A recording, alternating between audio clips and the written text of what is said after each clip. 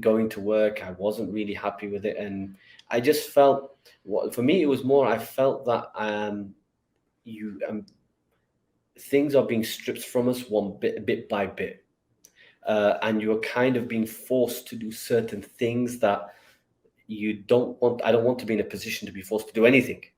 There's a freedom, of course, there's a freedom, but I don't want to be forced to adopt a certain way to satisfy others, which in reality is, I believe, was against my religion. I cannot do that. And it was just happening way too frequently.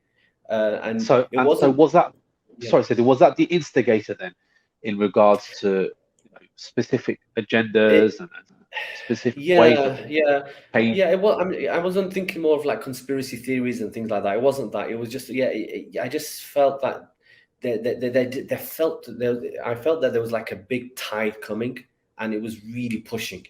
And then that is when things that I already read about and studied and understood, and when I was consulting other teachers and scholars, they started to add up, and they started to confirm one another.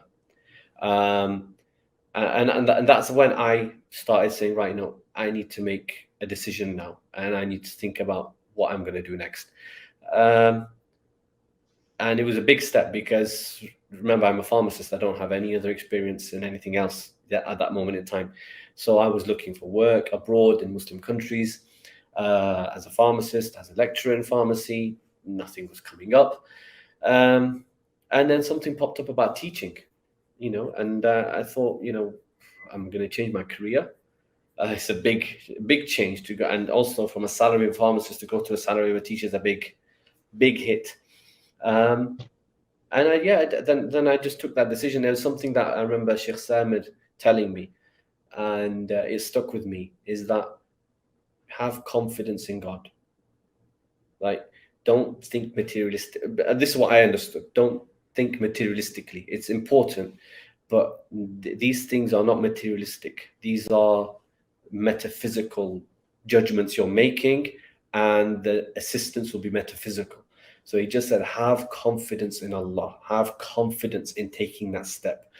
So and then the opportunities basically arose in Saudi Arabia. So I left, and I started first I was living in Riyadh for about 2-3 years. Then alhamdulillah, then I moved to Jeddah, and now I live in Jeddah. It's been about now in my third year in Jeddah. So it's been about a total of just going into 5 years being in Saudi Arabia now.